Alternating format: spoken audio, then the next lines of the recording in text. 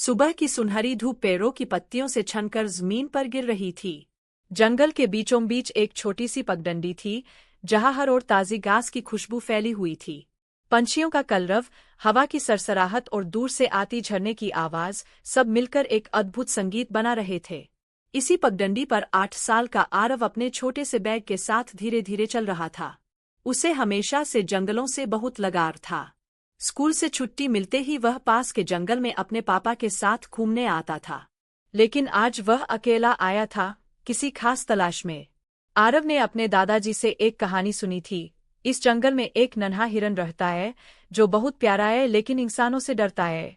कहा जाता है कि अगर कोई बच्चा दिल से अच्छा हो तो वही उस हिरन का दोस्त बन सकता है।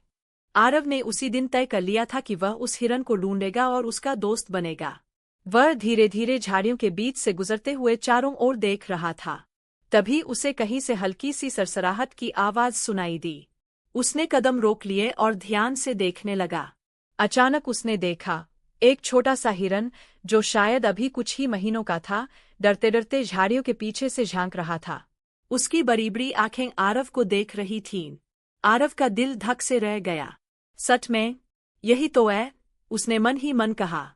लेकिन वह जानता था, अगर उसने जरा सी आवाज भी की तो हिरन भाग जाएगा।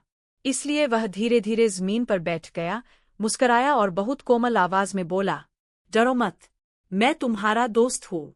हिरन ने अपने कान हिलाए, फिर एक कदम आगे बढ़ाया। उसकी आंखों में अब भी झिझक थी, पर आरव की मुस्कान में एक सच्ची गर्माहट थी। आरव ने अपना हाथ आगे बढ़ाया, जैसे कह रहा हो, देखो, मैं तुम्हें नुकसान नहीं पहुंचाऊंगा। कुछ पल की खामोशी के बाद हिरन आरव के पास आ गया। आरव ने धीरे से उसके सिर पर हाथ फेरा। उसका कोमल, मखमली फर धूप में चमक रहा था। हिरन ने हल्के से उसकी हथेली को चाटा, जैसे कह रहा हो, अब हम दोस्त हैं। आरव का चेहरा खिल उठा। वाह, तुम्हारा नाम क्या रखूं?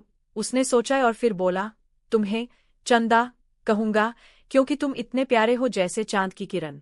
हिरन जैसे मुस्कराया। वह खुशी से इधर-उधर उछलने लगा। आरव भी खिलखिलाकर हंस पड़ा। दोनों कुछ देर तक धूप में खेलते रहे। अगला पाठ देखने के लिए लाइक सब्सक्राइब जरूर करें।